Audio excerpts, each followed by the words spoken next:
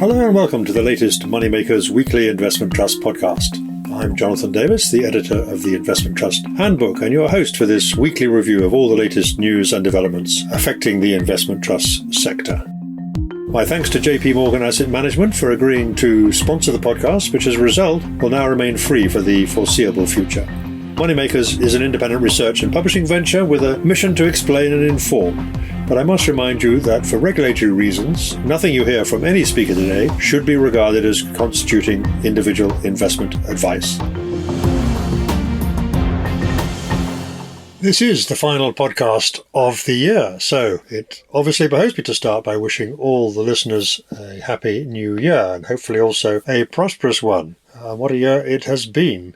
We've seen extraordinary switchbacks in bond market, a much stronger performance from equities than many people expected at the start of the year, and undoubtedly for investment trust investors, a real roller coaster of a year. Significant derating in the first 9 months of the year, followed by an encouraging revival since the middle of October.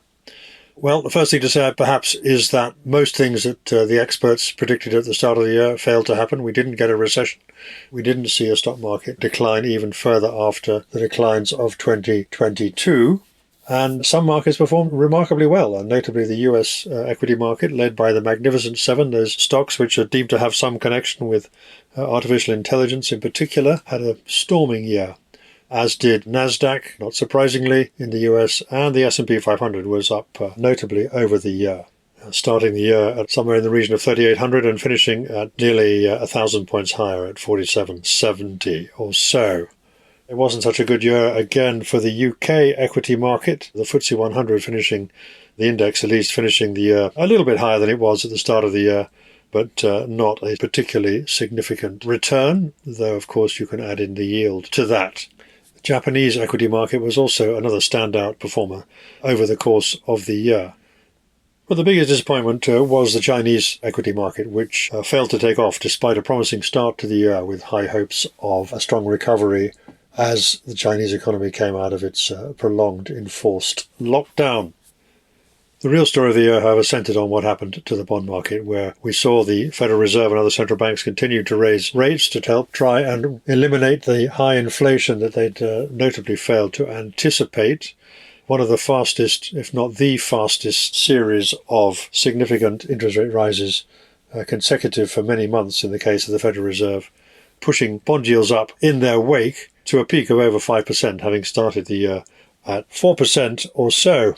Looking at the 10-year note, the 10-year benchmark Treasury, actually started the year at around 3.85 or so and finished almost exactly the same place at 3.88, but a significant rollercoaster ride along the way as the market first failed to anticipate the Federal Reserve's interest rate increases and then promptly started to discount them in the autumn following a signal from the central bank's chairman, Jay Powell. Similar story in the gilt markets, where we saw yields rise significantly to 5% or more, having started the year at a lower level. But again, the tide turning in the last 10 weeks or so of the year. It was here also when we saw some interesting movements in commodity markets. The same underlying story in a way. We saw rises in the oil price during the course of the summer, but overall, crude oil ended the year slightly down on the year despite the continuing war in Ukraine and the outbreak of a serious war in the Middle East. Gold, however, was a strong performer, up significantly to around $2,100 at the end of the year, having started a little over $1,800. That was a traditional refuge in times of uncertainty. Meanwhile, Dr. Copper, the price of copper, ended the year only mildly higher than it started, again reflecting the more resilient economic story around the world than many had expected at the start of the year. The overall Bloomberg Commodity Index was down around 10% or so over the year. And another big story of the year was what happened to the US dollar. Well, that too went on a very similar rollercoaster ride, flat-ish over the first half of the year, and then rising significantly into the autumn, and then selling off again quite sharply and finishing the year a little bit below where it started. So all these indicators pointing to this same story of a roller coaster year. Turning to the investment trust world, the investment trust index finished the year actually up a little, but not as significantly higher as some of the major equity markets, notably the US. The index itself posted a return of 1.82% over the year, again a little bit more if you add in the dividend yield, which was not a bad result considering where we were in the middle of the year when discounts had continued to widen, reaching a peak of almost 19% at one stage in October. Since then, however, we have seen significant re-rating, and the average discount on the sector has narrowed back into around 13.5%. Depends a little bit how you measure the investment trust universe's performance, whether or not you include 3i, and how many investment trusts you include, whether you include those in the index or those outside the index. But essentially, the average discount at the end of the year was not that far removed from where it started the year. So, again, a similar sort of story in the end. So those who just sat tight through the year, which is often not a bad strategy unless you have high conviction what the market is going to do in the short term, most investors in investment trusts, on average, will have seen a positive return over the year.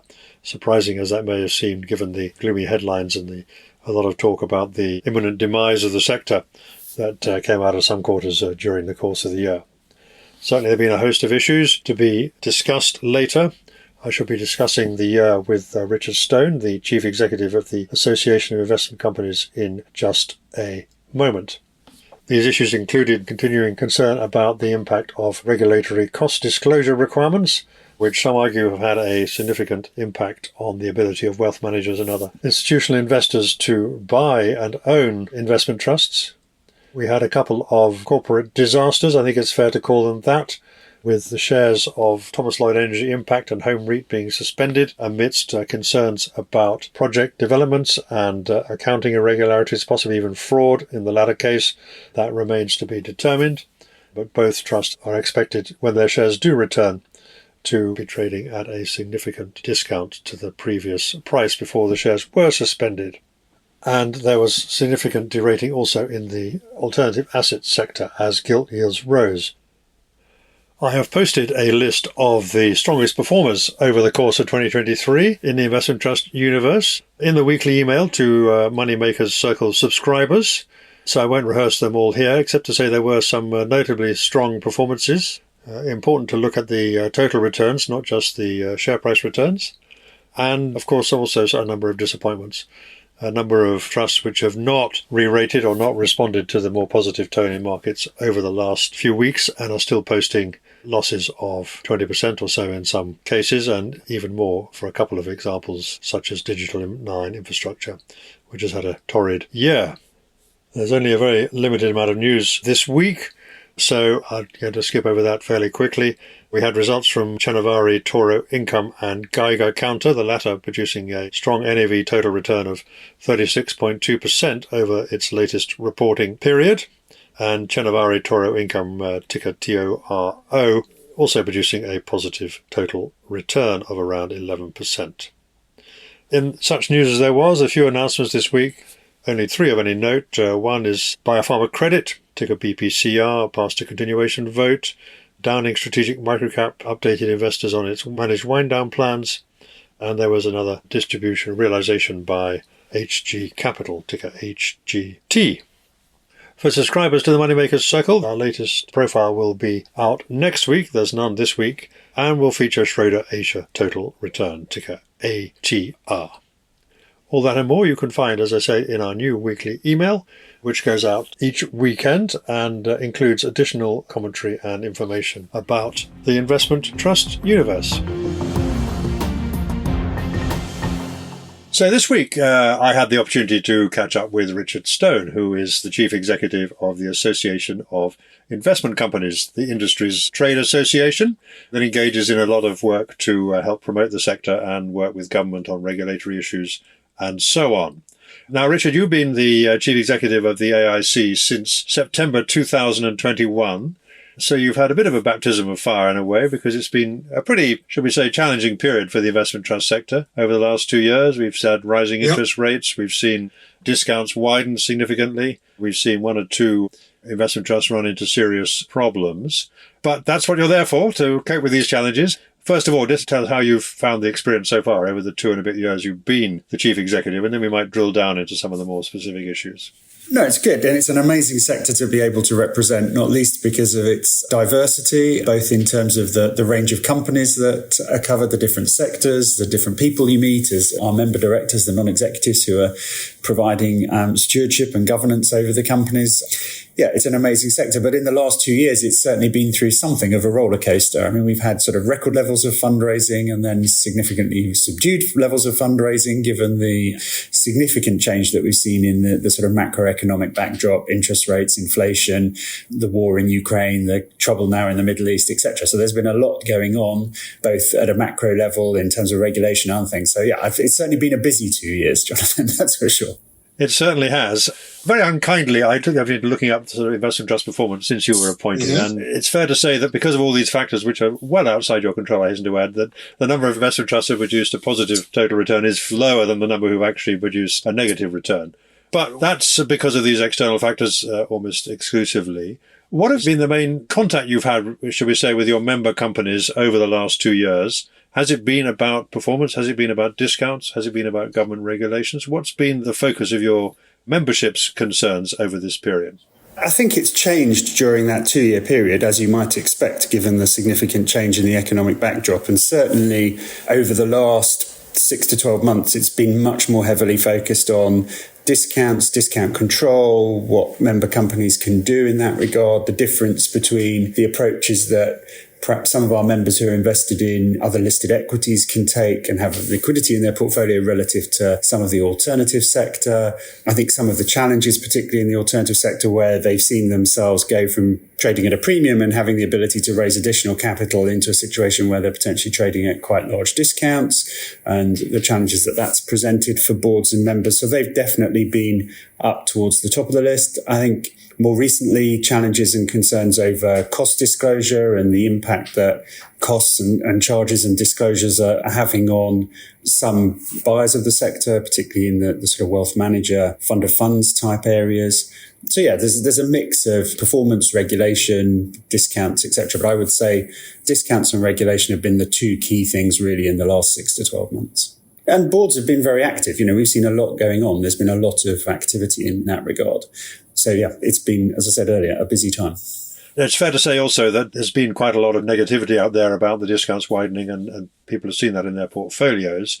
But I think it's fair to say that this year, because of the rally we've seen in the last couple of months, actually the majority of investment trusts have delivered a positive return over this year, which may not be how it seems like if you read the media. But I mean, I think it's fair to make that point. Yeah, I mean, I think it's challenging. We have a very diverse sector. So we have over 300 members, 260 billion in assets across a whole range of different asset classes. So when you talk about averages and performance across that range, then, you know, you've clearly got quite a disparity in performance depending on which sectors and which companies you're talking about. But for sure, I think the average investment company return over the last 12 months is about 9%.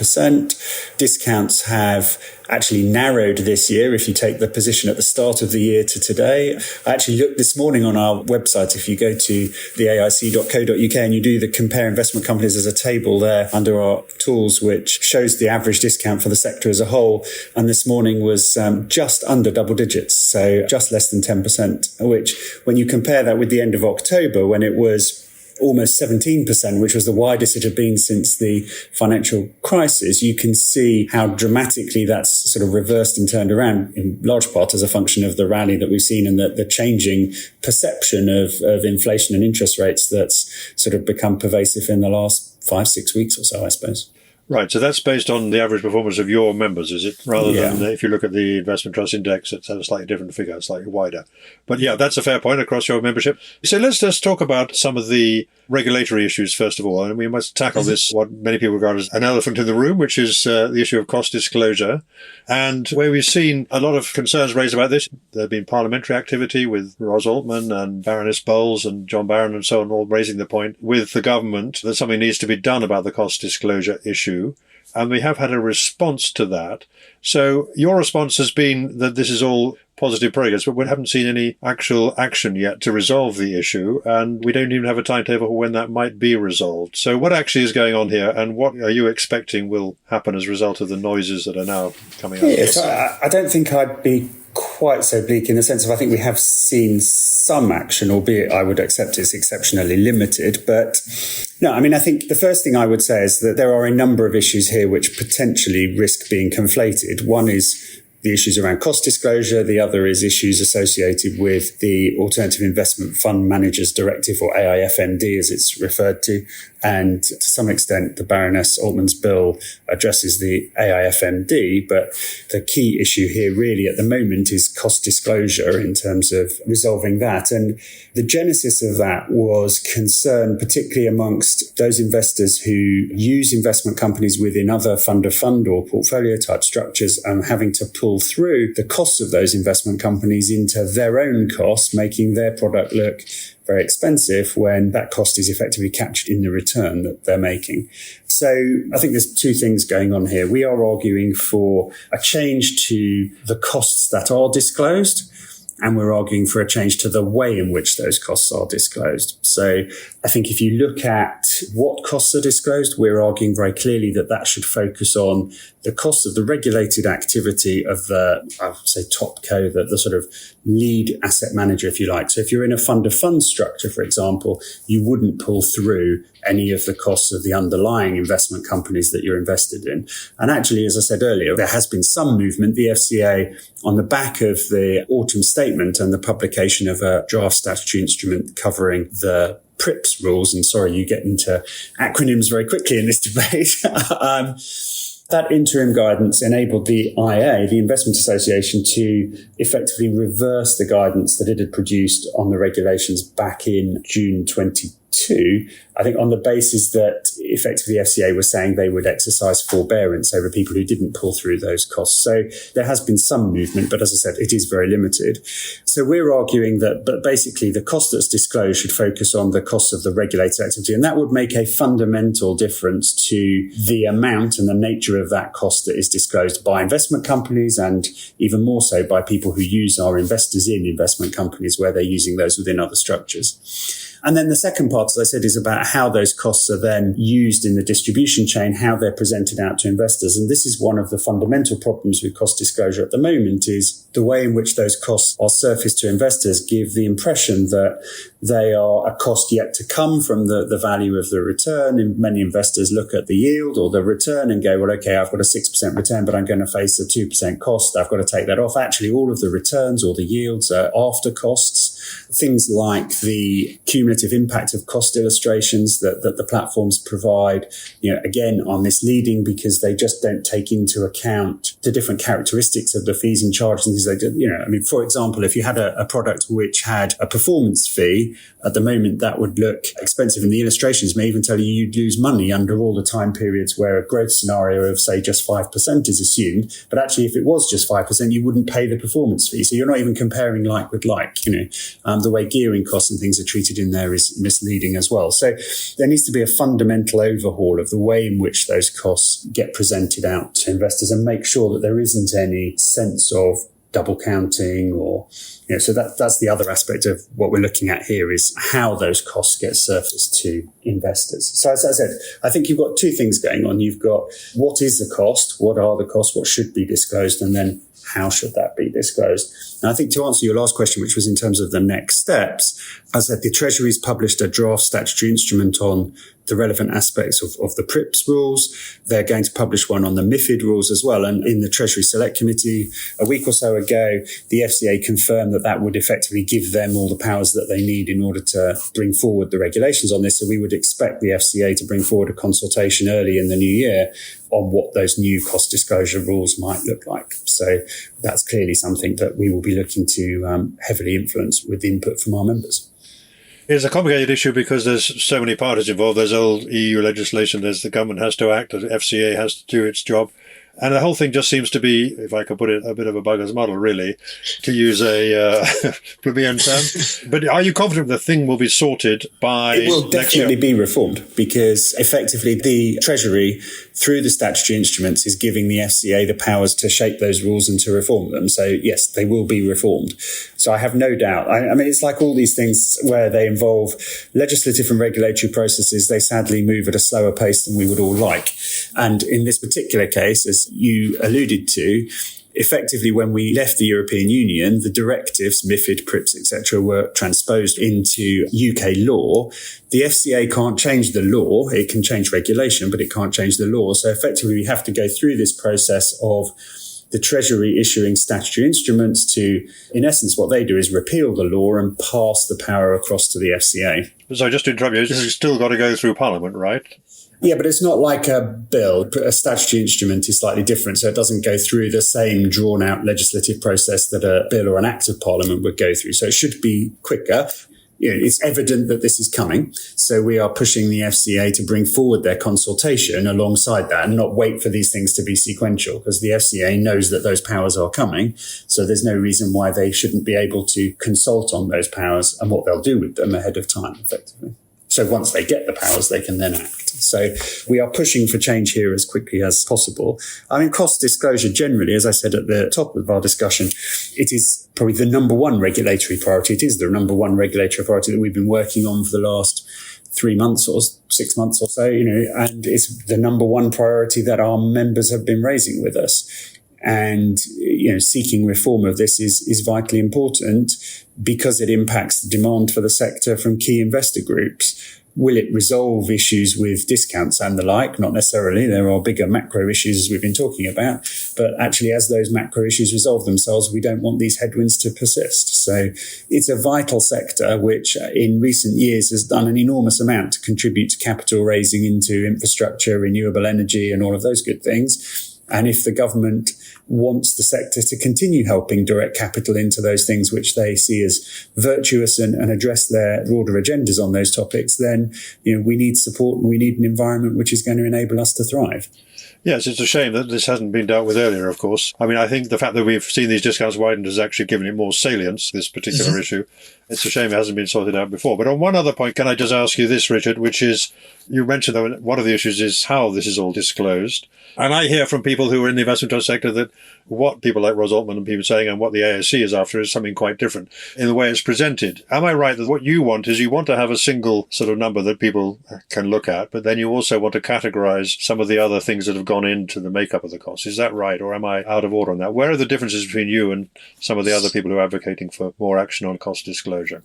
I think the differences are relatively narrow, to be honest. I think that what we're arguing is that there should be just one number, which is often referred to as the OCF, the ongoing charge figure, which we're saying should be redefined so it's focused almost exclusively on the manager's fee.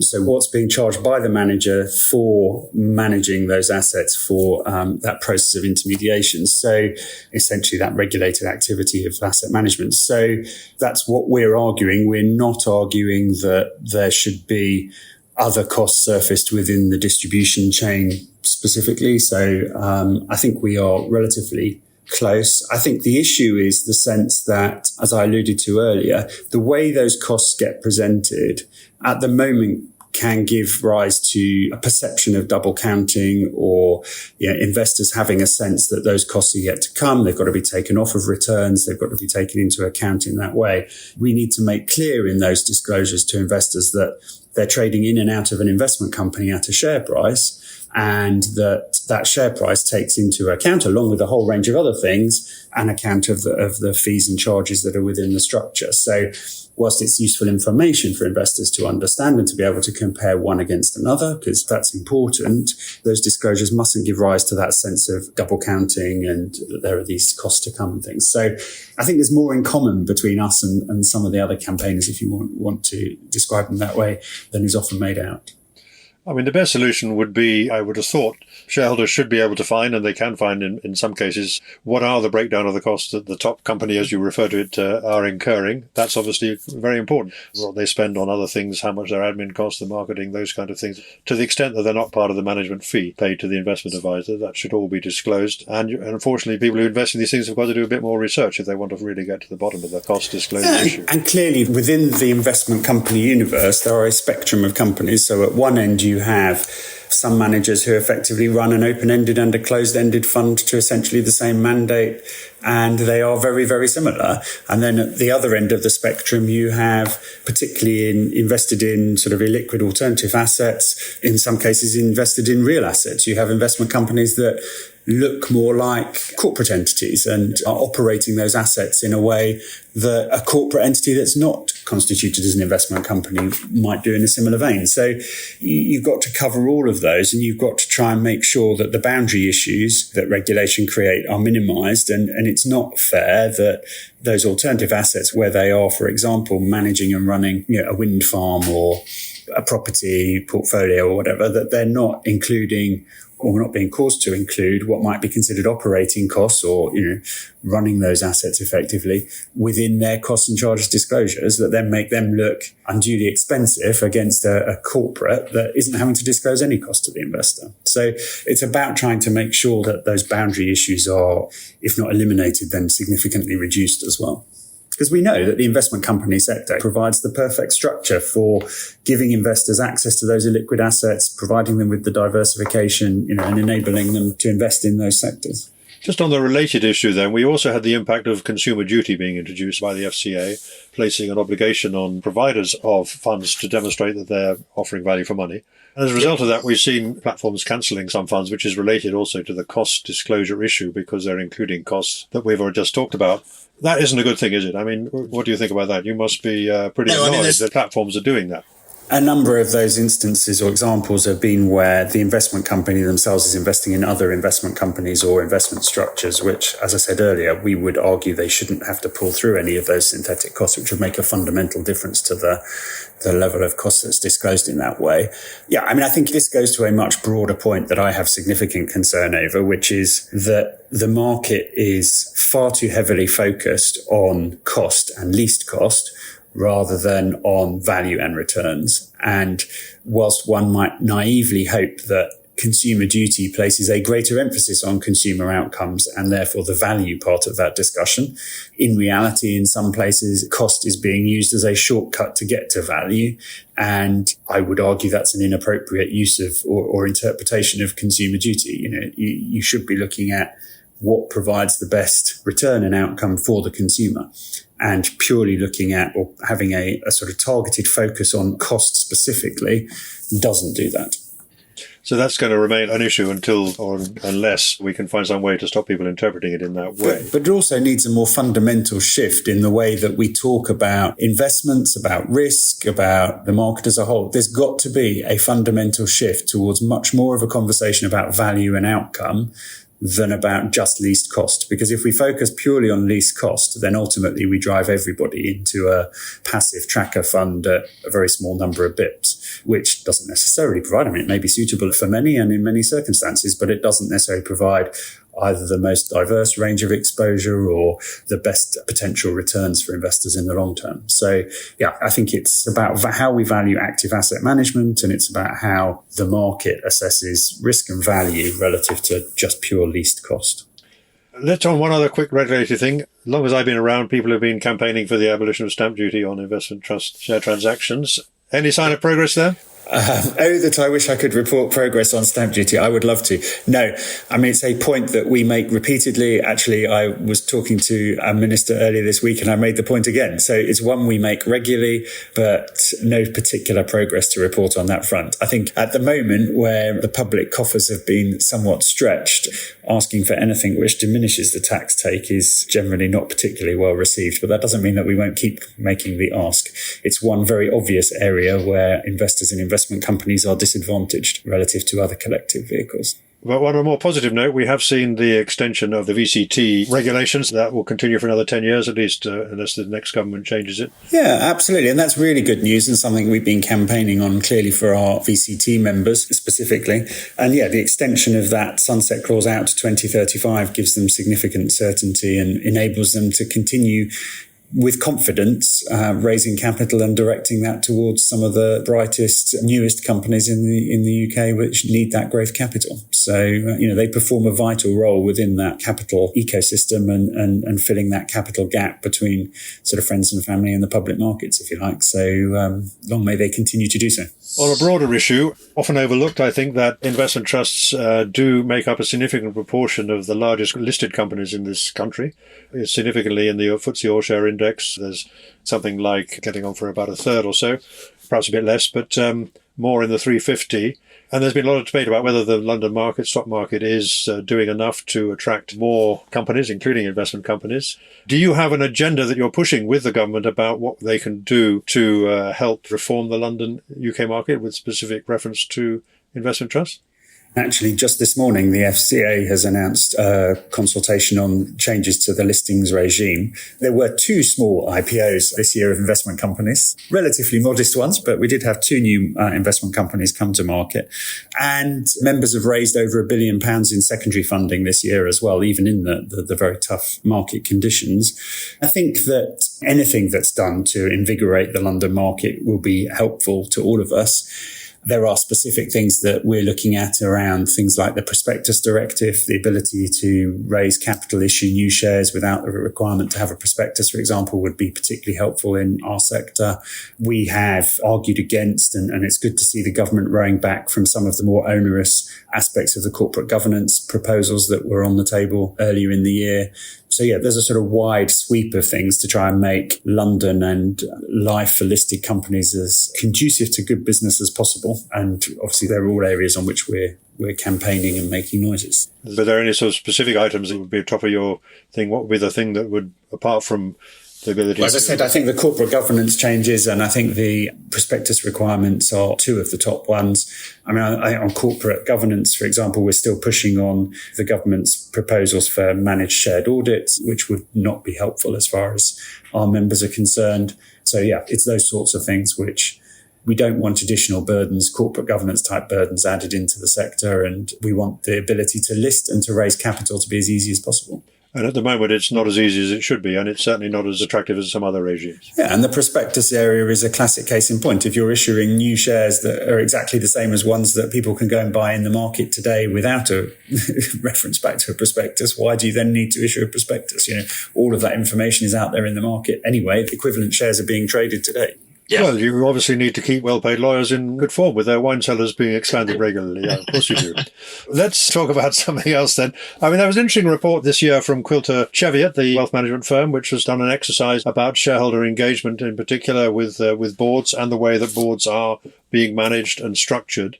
They raised a number of points where they said they weren't particularly satisfied with what they were hearing back from the trust they were talking to. What was your general reaction to the kind of issues they were discussing, and were they making some good points there?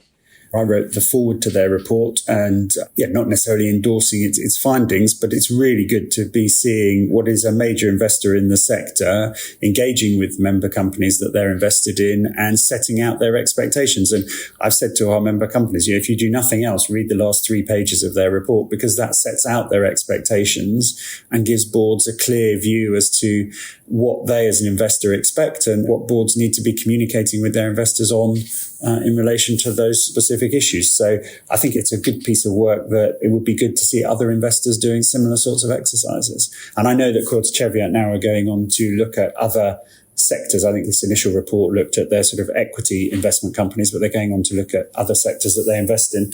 So yeah, we're very keen to encourage shareholder engagement with companies. I know that's one of the other issues that our member boards raise with me regularly is how they can better engage with shareholders, how they can encourage shareholders to better engage with them.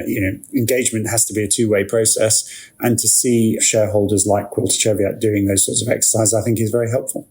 I mean, they did come up with a obviously quite striking headline that only 3 investment trusts, I think, out of the 41 they talked to, scored top marks on all 3 of the criteria they were talking about, which included the way they engage, the way the boards are composed, and so on. You would think that would be a sign that there's quite a lot of room for improvement, wouldn't you?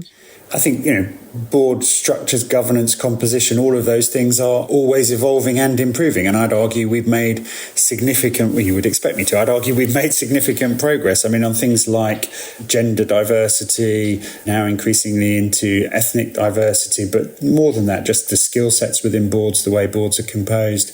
Yeah, I think we've made significant strides on many of those points. Is there more to do? There's always more to do. It's never a complete exercise.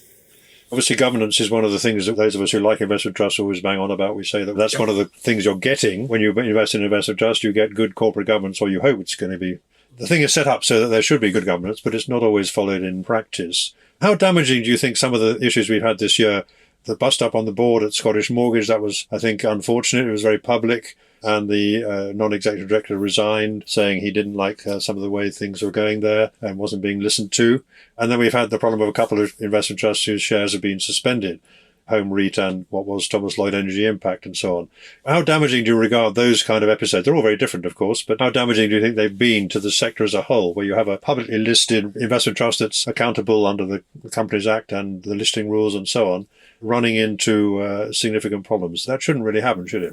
Yeah, any time that the sector is in the news for the wrong reasons is never helpful to the sector as a whole. I think I would, though, pick out one point you made there, which is each of these were very distinct, separate issues. So it's difficult for me to comment on them individually, but I don't think any are symptomatic of a particular problem with governance in the sector as a whole, which I would argue is, as you rightly pointed out, very strong. And one of the strengths and benefits of investing in the sector is having that board there.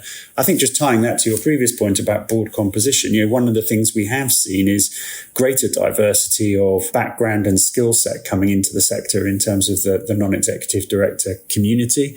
And I see that as a good thing. And particularly in the alternative space where you are investing in different asset classes and you need that asset class expertise on the board and things to provide that oversight, we're seeing much more of that. So people coming from corporate backgrounds, etc., not necessarily from investment or financial services backgrounds.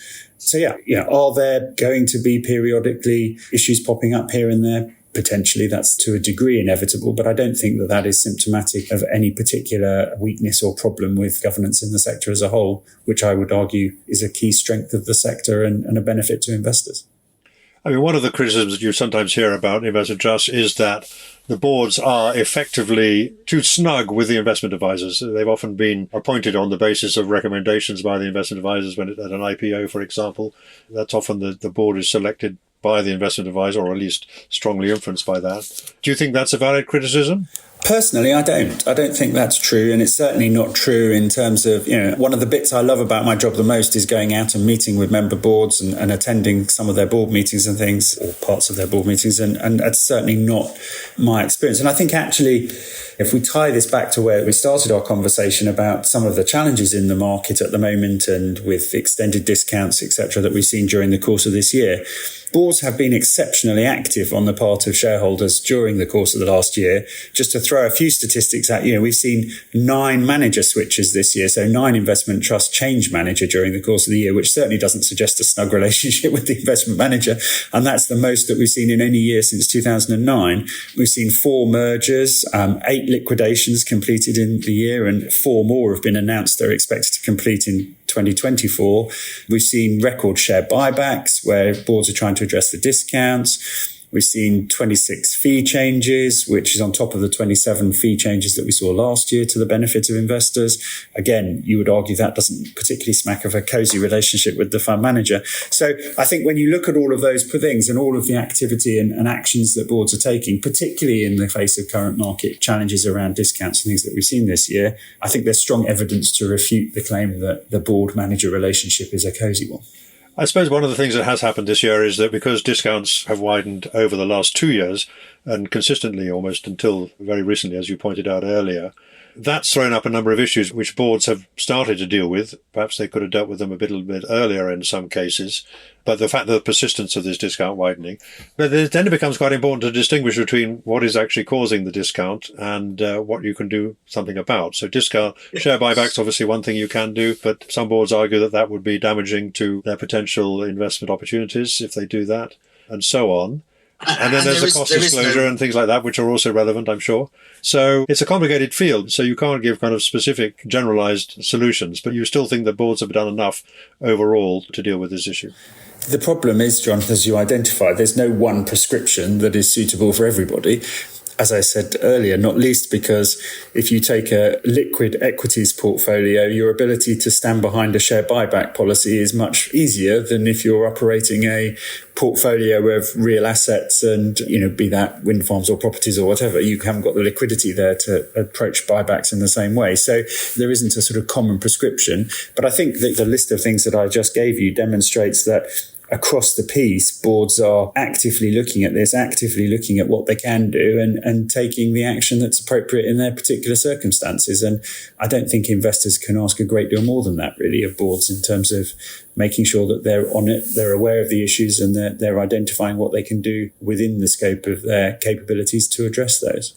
I suppose one of the longer term issues, though, that we might talk about, which is related to this, I think, is about liquidity in investment trust shares. We do know that a number of wealth managers and others, institutional investors, are saying that they need size and they need liquidity in order to be able to invest in that. That is a threat to the viability of the sector as a whole, is it not? I mean, if you look at the number of investment trusts that have a market capitalization below, some wealth managers say 500 million now, that's a substantial proportion of the universe. So do you think that is a continuing threat to the sector, the inability for particularly large or consolidated wealth managers, for example, to invest in the sector? Does that concern you? Yeah, I mean, there are a number of reasons for that. Those wealth managers' appetites partly has been affected by an asset allocation shift as a function of the change in interest rates, partly because of cost disclosures that you mentioned, and partly because of liquidity and scale. And we've seen consolidation in the wealth management space to the point at which, particularly where they're operating centralized investment propositions, they are looking at moving larger pools of money around and therefore need greater liquidity in the underlying investments. In reality, the sector has been scaling up significantly, and some of the merger and liquidation activity I referred to earlier is addressing that in part. But the average size of an investment company now is significantly greater than it was even 5 years ago, certainly 10 years ago. And that, I suspect, is a trend that we're likely to see continue, in part to address those demands from investors to have that greater liquidity. So you mentioned ESG a couple of times, and you seem to be saying that you're in favour of continued progress towards implementing ESG policies and disclosing what they are. It is, of course, the case that we've seen a lot, particularly in America, that there's been a bit of a backlash against ESG as a kind of factor that should be taken into account when choosing or managing investment trusts. What is your position on that? Do you think that this basically tied towards greater incorporation of ESG factors and a related disclosure is a good thing, and that must continue at the level at which it is now? Some people find that quite difficult. Yeah, I mean, I think it's an issue which is of importance to investors. I wouldn't overstate that and say that it's necessarily, certainly not for most people, for some it is, but not for most people, the most important factor when making their investment decisions. But it is a factor that investors look at. And I think that investors want to know what companies are doing, but they don't want that to be overblown. So, there's been a lot of criticism around greenwashing and things, not particularly of our sector, but of the market more broadly. And I think the proposals of the FCA and having a clearer, stricter labelling regime will help cut through a lot of that. And because investment companies can invest in real assets and in illiquid assets and the like, they can support some of the new technologies around battery storage or wind generation, renewable energy, those sorts of things, which are really going to be transformational as far as particularly the move to net zero is concerned. Similarly, where you are investing in assets with perhaps more of a social impact or social purpose, again, investment companies can provide the right structure to do that. So I wouldn't suggest for a moment that ESG and ESG reporting will be a large part or a key priority for all our members. But I think where you have an investment company that is doing something specific and has a claim to make and wants to put that in front of investors, they need to be able to do that, and they need to be able to cut through noise or greenwashing potentially by others so that investors can clearly see the choices that they're making. So, yeah, it's something that we welcome. I don't think it's going to go away. I hear what you say about aspects of the American market, but I do think investors want to know what companies are doing in this regard. So if you're looking ahead now, let's just turn to looking ahead. What's on your agenda now? There's always work to do to make the sector better and more accountable and all the rest of it. What would be top of your list of challenges you're facing and perhaps also the risks you're facing? There's always work to do. So I was reading the Christmas edition of the Spectator on the way home, and there's a piece in the editorial there which refers to, it tries to look on the positive side. There's a statement in there that says it's human nature to take success for granted and to focus on the problems that remain. And I think that that's true to some extent for all of us. But I think when we look forward into 2024, the number one priority obviously is resolving the cost disclosure issue. And as I said earlier, we'd expect a consultation to be coming forward from the FCA early in the new year. So that will be our primary focus from a sort of regulatory and lobbying perspective, is to resolve that issue. And there are a few other sort of regulatory pieces around the FCA's new labelling regime on ESG investing, those sorts of things, and embedding some of the requirements there, looking at diversity and what we're doing on both continuing in terms of gender diversity, but ethnic diversity as well, and the progress the sector's making there. So I think there's a number of those things. But I think the other big one I would point to is the piece around shareholder engagement and how we engage with shareholders across the piece. I think one of the interesting things is that Baroness Altman clearly has a history of interest in the pension sector. And one of the things I'd like to see is more pension funds using and investing in investment companies. What do we do to unlock that? And if the government wants more pension money directed at UK equities, infrastructure, real assets, etc., how do we position investment companies to be that vehicle of choice and enable pension schemes to invest more money into the sector? How do we encourage more retail investors to both invest in the sector, but also then engage with the companies and in particular vote their shares? I think that's another critical part. We're seeing a greater proportion of our members' shares being held by retail investors for some of the reasons we were talking about earlier, and retail often provides that sort of marginal buyer in the market. But we need them then to engage with the corporate governance aspects of us as a sector, because failure to do so just concentrates the power in the hands of the remaining institutions on the register. So it's important that retail investors understand both the importance and the need for them to engage and to vote, and being a good corporate citizen and engaging in the market as an investor comes with some responsibilities as well. And it would be good to do more on that. So I think there's a number of things there, but cost disclosures would be top of the list, and then some other things as we go through the course of the year. And clearly we'd like to see discounts continue to narrow as they have done in the last 6 months, and get back to the point where we can have more vibrant capital raising and secondary issues and the like, and see some of those mandates increase in size, which then address some of the scale and other points that you've raised. So you hope that some of these issues start to create a bit more of a virtuous circle. But I think one of the main things is coming out of the autumn statement, it's great to see investment companies being talked about, and just back to that point about Baroness Altman's bill and other things, it's great to see investment companies up there with the attention of government and being recognised for the great contribution that we're making to the economy, to the listed market, etc. So long may that continue, and our challenge is to leverage that for the benefit of the sector. So that was Richard Stone, the Chief Executive of the Association of Investment Companies, discussing a challenging year for the investment trust universe.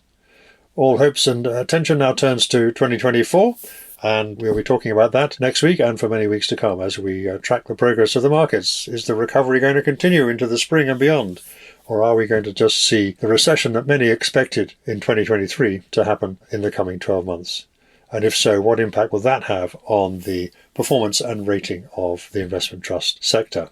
Lots to look forward to. And once again, I conclude by wishing you a happy and prosperous new year, and thanking you for all your support over the past 12 months, which has seen listener numbers for the podcast and subscriber numbers for the Moneymakers Circle increase significantly. So many thanks to all of those who have contributed to those encouraging and resilient numbers.